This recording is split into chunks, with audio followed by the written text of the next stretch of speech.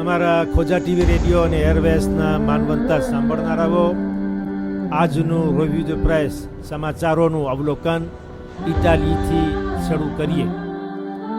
આશરે સારી 873 850 મિગ્રન્ટ હિજરત કરનારા પ્રવાસીઓને ઇટાલી સરકારના દરિયાઈ નૌકાઓ લામ્પેડુઝા ટાપુના દક્ષિણ કાંઠામાં બચાવ્યા હતા.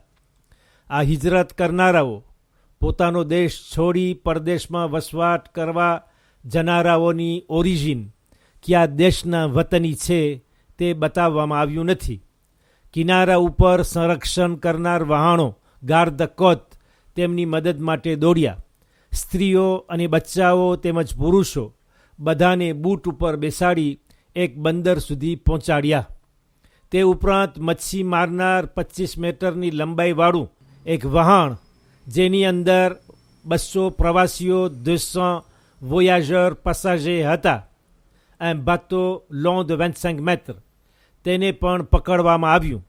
ગયા અઠવાડિયે 4 દિવસોની અંદર 6000 પરદેશમાં આશરો શોધનારાઓ 6000 રેફ્યુજીએ કે જે 40 બાતો 40 વહાણોમાં બેઠા હતા તેમને પણ બચાવવામાં આવ્યા.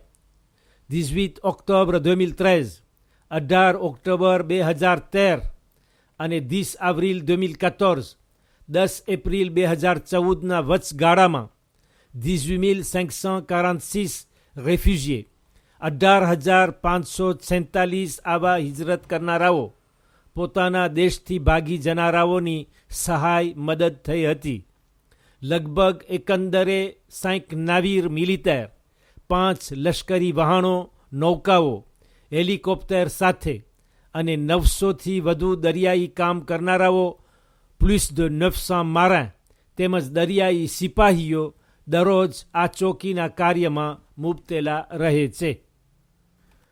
બ્રેઝિલ. રિયો de જાનેરો, બ્રેઝિલ રાજ્યનું મોટું શહેર ની એક નવજાત બચ્ચા વિશે પૂછપરછ કરતાં શબઘર એક મોર્ગની અંદર મૈયત બગડે નહીં એવા ઠંડા ડબલાઓ તિરવાર ફ્રિગોરિફિકમાં 40 બચ્ચાના ગર્ભો તેમજ મૃતદેહો મળ્યા. ફેટ્યુસ એ કોર દે નુવોને કે જે કામકમાટી ઉપજાવે એવી ઘટના હતી. અમુક નવજાત બાળકોના મૃતદેહો કોર દે નુવોને 2009ની સાલથી ત્યાં પડ્યા હતા. 15 sans identification, 15 તેમને ઓળખવાની કોઈ નિશાની રાખી ન હતી. આ એક ભયાનક દહેશતજનક ફિલ્મ હોય એવું જણાતું હતું. અમારો મકસદ છે કે આ મૈયતોની જલ્દીથી અને માનપૂર્વક ગૌરવ રીતે દિન્યમાં દફન કરી આપવામાં આવે એવું કોર્ટની સરકારી વકીલ મહિલાએ જણાવ્યું હતું. બીજી એક ઠંડી કોઠીમાં રેફ્રિજરેટર અંદર ઘણા માંસના શરીરના કટકા અવશેષો પડ્યા હતા. કદાચ માણસોના અંગ કાપવામાં આવ્યા હોય, તેમના આ tas de morceaux à la suite d'amputation હોય. આ મોર્ગ શબઘર તે હોસ્પિટલમાં આવ્યું છે કે જ્યાં અગડી સુવાવડો થતી હોય, des accouchements à haut risque, જે સુવાવડો જોખમ ભરી હોય. એતાઝ-યુની d'Amérique, USA, United states of America.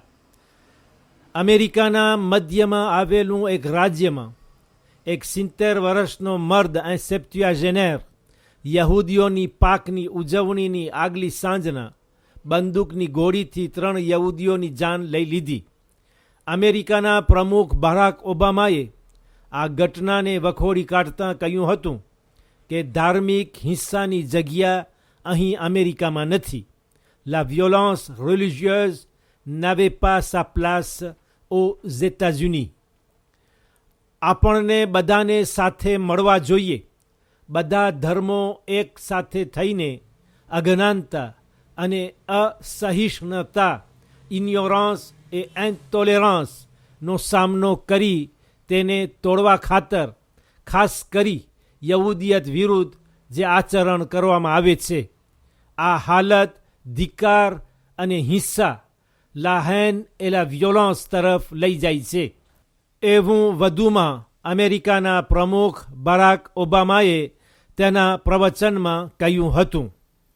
2012માં en l'an 2012 FBI America સરકારની કાળજીપૂર્વકની તપાસ કરનાર, નિરીક્ષણ કરનાર ફેડરલ સંસ્થા તરફથી જાહેરાત થઈ છે કે આવા યહૂદી વિરુદ્ધના કેસ કે જેમાં બંદૂકના ઘા થયા હોય તેવા 674 ઇન્સિડન્ટ 674 ઘટના છે. ધાર્મિક વિરોધ ઘટનાઓમાંથી 2/3 થઈ 2/3.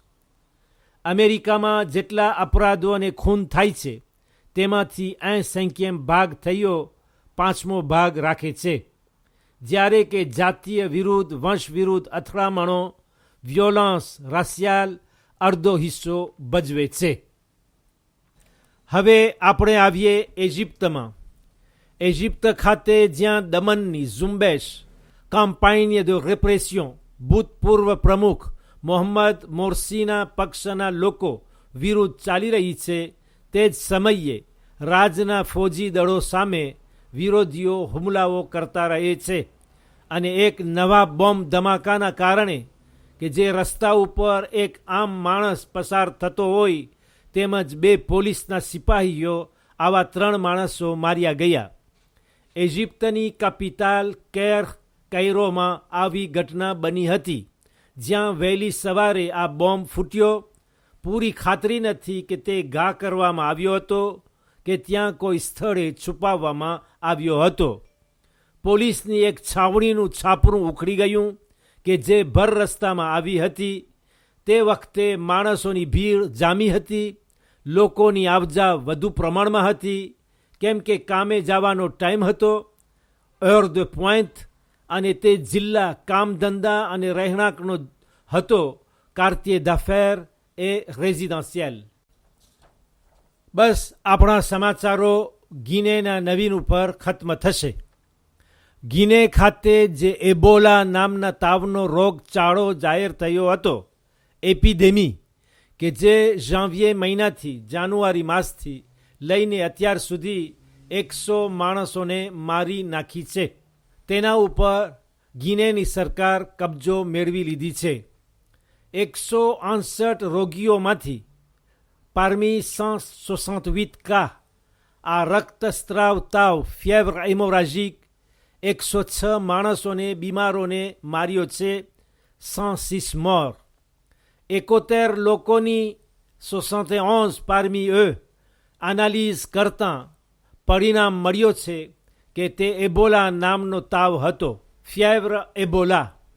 આ રોગ લિબેરિયા, પાડોશનો નજીકના દેશ સુધી પહોંચ્યો છે, જ્યાં 25 કેસ જાહેર થયા હતા, 25 cas, જેમાંથી 5 કેસ 5 cas સાબિત કરતા હતા કે આ રક્તસ્રાવ તાવ હતો, ફિèvre hémorragique ou ફિèvre એબોલા, અને તે વખતે 12 માણસો માર્યા ગયા, 12 morts. બસ અમારા ખોજા ટીવી રેડિયો અને એરવેસના માનવંતા સાંભળનારાઓ, હવે તમે મને રજા આપશો કે હું તમારાથી જુદો થાઉં. ઇન્શાઅલ્લાહ જિંદગી બાકી રહી તો ફરી કાલે ગુરુવારના આ જ ટાઈમ અને કાર્યક્રમમાં આપણે મળશું. ત્યાં સુધી તમને કહું છું ખુદા હાફિઝ અને વાલેકુમ સલામ વરહમતુલ્લાહી વબરકાતુહુ.